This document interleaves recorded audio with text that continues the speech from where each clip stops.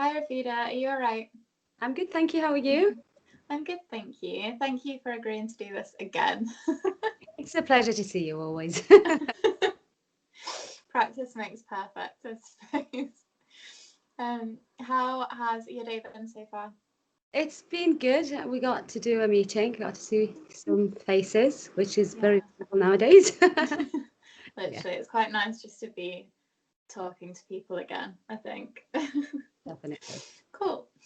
So I know we've done this a couple of times already, but it'll just be like a kind of background and then some info on like what you get up to day and how you found it so far, if that's okay. Cool. Cool. So what were you doing like before you started the STP? What's like your background before it? So I did my bachelor's in genetics. I followed that by an MRes in genetic medicine. And then I had almost 2 years NHS experience, GT/associate GT in an NHS lab as well. And then I found this. So you've got quite a lot of like research and clinical experience then. That's quite nice. I would say it might slightly be out of date, the research one. But yeah, things do change very fast. Yeah, definitely. Yes. That's quite nice, I suppose, like for cancer genomics and just normal genomics, is that it's changing so quickly at the moment that kind of feels like everyone's learning together a little bit. What would you get up to in like the GT role then? So the GT role is basically dealing with clinical samples, triaging samples, and getting the tests done. Of course, it's you kind of the longer you stay in a lab, the more rotations and training that you get. So for me, it was I didn't do a lot of cytogenetic, but I did molecular technique. So a lot of aneuploidies and PCRing and so on. Yeah. That will put you in good stead then when you start like the genomics bit or the genetics bit. Hopefully. Cool. So what have you been up to so far then? So I'm a first year Cancer Genomics STP here in Birmingham, part of the West Midlands, GLH. So far, I've had my first work-based rotation, which was in Bioinformatics. We are almost finished with it. We've just got one more piece of work to submit. We've also started our Bioinformatics module as part of the uni. After this, we're moving on to the genomics, and then we'll get more in-depth, hopefully, experience on cancer genomics and molecular pathology. That's exciting. I really don't understand what molecular pathology is. When we had that intro in the first 2 weeks, I was like, what is going on? It's cancer genomics, basically. Yeah. Okay. Cool. So how have you found bioinformatics so far then? So my expectations, I don't know, I was a little bit more, I was dreading it. I'm not really an IT person, and it wasn't one of my favored modules in uni. So when they said you're starting with the bioinformatics, I was like, whoa. And then it came along with the uni one as well. So just a double hit. But it's definitely worth starting it because it does make things easier afterwards for the next rotations. So everything was well structured, well managed. The education team was very helpful. Even the uni module, although we had to do most of it virtually because of the current situation, I found that we got to use our time more efficiently in a way. It was a shame not being able to go and see and meet everyone in person, but we got a way around it. I guess like there's benefits of like pros and cons to everything, isn't there? So definitely.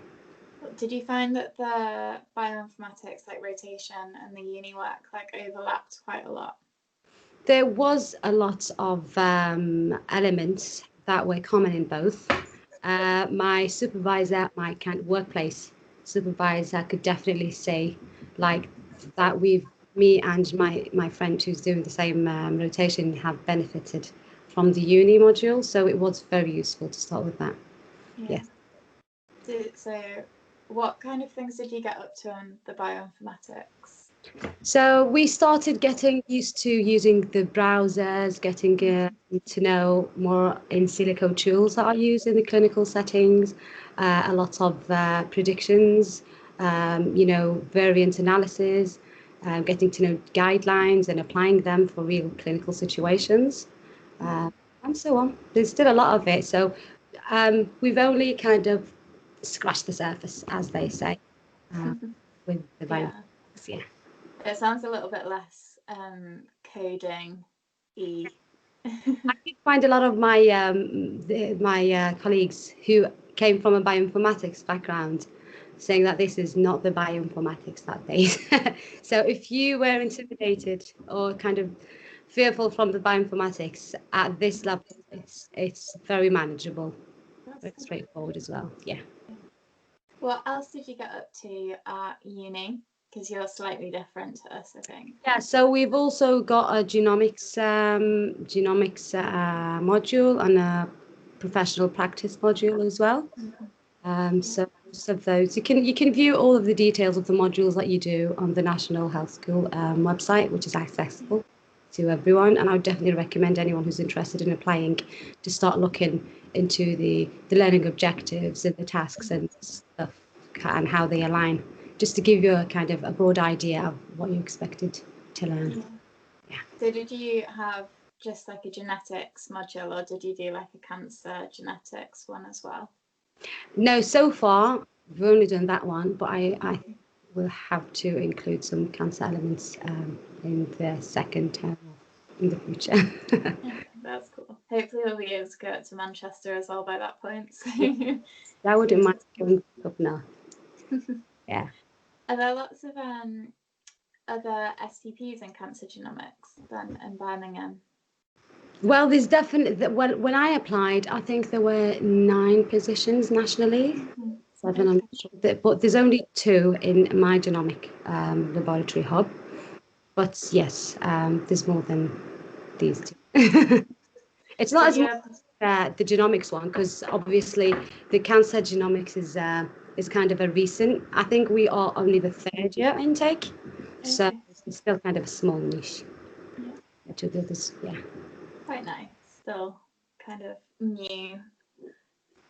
Pros and cons. Yeah, true. So did you apply for Cancer Genomics and Genomics? I did, yes. This was actually my second choice, but the first choice for the location, if that makes sense. Yeah. So I had to kind of compromise things a little bit to get a placement onto the STP program, which I think broadens the options for you. Yeah. I think everyone has to make some kind of choices, don't they? So Yep. Just depends on what's most important, I guess. Yes. Cool. So what was your application experience like? How did you find that? So it's not uncommon for people to have more than one application. It's not necessarily the situation. Like I've got a lot of, graduates that came straight from the bachelor's, and you've got some with PhD background, and you've got some with, years of NHS experience. So it's different. But for me personally, I got it 3rd time. So when I applied was straight after uni, after my master's research actually, and then I got up to the interview stage, but I had to withdraw before actually sitting the interview because of circumstances. And then second time I didn't even get to the interview stage, which is kind of funny. So yeah, and then the 3rd time we got it. Yay. It's kind of important to consider that it's not all about you and your experience and how well prepared you are, as much as it's in comparison to the pool that you're applying in. Yeah. So yeah, just a reason to keep trying, and also a reason not to be pessimistic from the first time. Yeah. I think that's really important. Like, just because you've not got onto it the first time doesn't mean that you never will. Yes. I bet your background in the lab was really useful. Was useful. Yes. Definitely. I enjoyed it. Yeah. How did you find the interview? Because because it's a little bit different this year to previous. Yes, it's where I'd say we kind of got away from the most frightening part. Definitely. The stations after I, going through a lot of, practice with my friends and stuff, we were told that the interview would be it would be based on your ranks, just with the laboratory that you'd be joining. So it was just more or less like normal interviews. Of course, you've got the different sections and the 4 stations that are known. The general science one, I think that was kind of deleted. It was more focused on the cancer genomics, but it was a 20 minutes interview online. Thank God we got it through. Definitely. It was reasonably pitched, like not too advanced, not too basic. Yeah, I think there were some questions, at least for us or for me, where like I didn't know the exact answer, but you could show them your knowledge up until the point that you didn't know anymore. I mean, most of the questions are already disclosed. You've got, general knowledge and, the NHS values and an example of how you applied them. And you also got specific questions. I think for one of the ones that I wasn't sure about was talking about non-invasive prenatal diagnosis. And so the use of free cell DNA in diagnostics. I think that was the question that I was a little bit worried about reviewing or after the interview. I was like, if I'm not going to get it I think I know why. He said, just show that you understand the general idea. Yeah. Because they're not expecting you to, to be a specialist. They are taking, people right from graduate level to people up to PhD levels and stuff. So it's got to be fair. And it's training, isn't it? We're not going into it like expected to know everything. Yep. We will learn it along the way. How have you found it so far? I think so far it's okay. Maybe I could have definitely done with a little bit more hands-on laboratory work, but obviously that's not as easy as previous years. But the education team has been very supportive and everything's well maintained. And we are lucky here in the Midlands to have a large supportive group and a lot of different resources and specialties that we can always refer to and ask for any help or guidance. Yeah, definitely. There's so many of us. It's a lot. How have you found the competencies and things that we've had to do? So far in my bioinformatics module, we've covered most of the learning objectives and the tasks that are listed in the National Health School website. We haven't started any DOPS, direct observations or case land-based studies. But hopefully, I've been told by people who've done DOPS and CPDs, that's you, that it's more enjoyable than you'd think. Would you? Yeah, it's not as scary as I thought it was going to be. It's not like a uni assessment, I guess. That's what I was kind of comparing it to, but it wasn't like that. Yeah, I think with uni and when you're a student, you've got kind of a target, you like marks, so that's what you're aiming for. But with this kind of training, it's seeking that knowledge and showing that you are familiar and you doing your research on these stuff, and it's kind of less strenuous, I think. Yes. Yeah, you don't have to make everything perfect. I think that's one thing I've found a bit of a transition, is going from like wanting to get the best mark you can to just being like, right, you need to show this. It doesn't have to be like perfect. And that is beautiful. At the beginning, I did find myself, taking ages to write an essay or fulfill a task or something, because I was comparing it to my uni days. And then I was told by one of my supervisors that, chillax. You don't think too much about it. You get it. You asking too many questions and going into Yes, first year is kind of just kind of a roller coaster where you just kind of grasp the basics of different modules. Exactly, it's quite a broad overview, so you don't have to go into like every minute detail of like this is how much of this reagent you add, and then you do this. Like it's just basic. Cool. So what have you got planned then for the rest of this year? You're going into your genomics rotation next. Yes, so the next one is genomics one. Hopefully, I am definitely looking forward to that. I think I'll be more involved in that, considering it interests me more than bioinformatics and more creative in a way. I'm looking forward to having more laboratory kind of involvement. I think even if it's not much, but yes, after that we've got two specialty modules in Cancer Genomics, molecular pathology, and that's when you get into a lot of the details, gritty stuff. Yeah, nitty gritty. What about uni? What have you got uni wise for the rest of the year? Uni wise, is it just like assessments now, or will you need to go? We've got an exam in a few weeks, and because of the pandemic, it's gone from a 2 hours exam to an open book exam, which is going to be done over 5 days. So I'm not sure how I'll cope with that. Yes, and we've got we've finished the bioinformatics module, and we've been given our results for that. For both, we did have a group work to be completed, and that was really exciting to do. I really enjoyed that part of it. And then we've got professional practice as well, I think. Yes. And like introduction to healthcare science or something. And value stuff. So there's e-learning and stuff that you had to do online at your own time. And then you've got the synchronous classes as well. I found the pre-recorded stuff. There was just so much of it.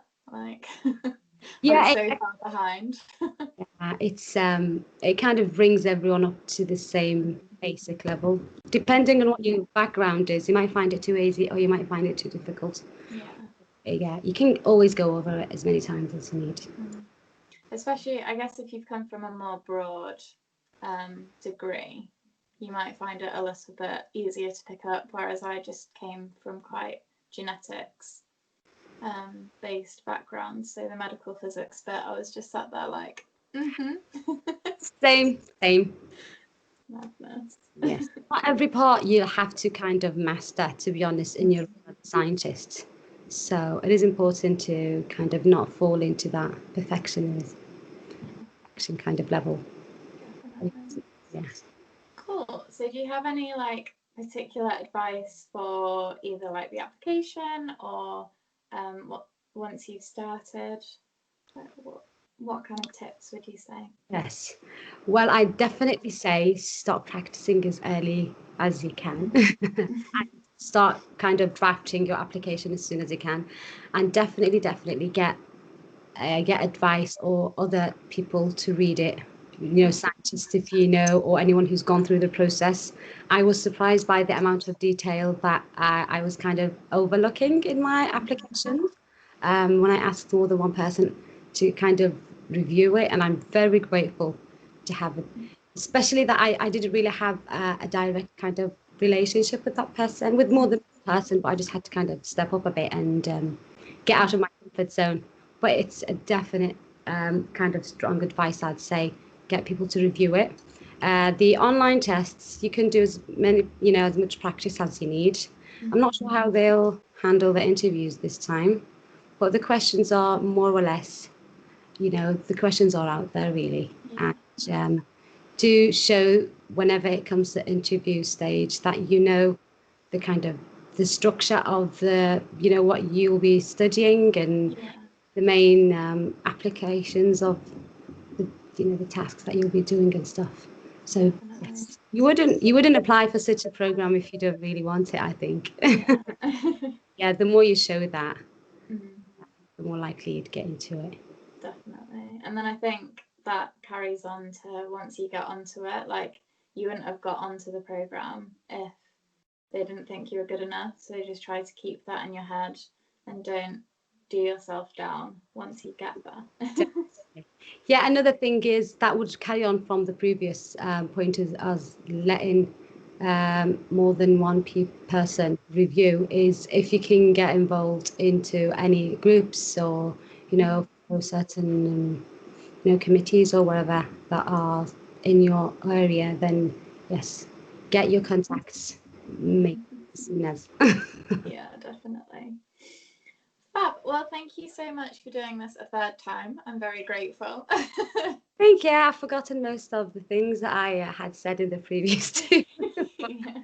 It's fine. Left it a little bit longer this time. I'm glad this one's worked. Yes. And have a lovely rest of your day. And hopefully I'll see you in a few weeks. Yes, and good luck for everyone. Thank you. Yes, enjoy. Bye. Stay. Bye, Rofida. Bye.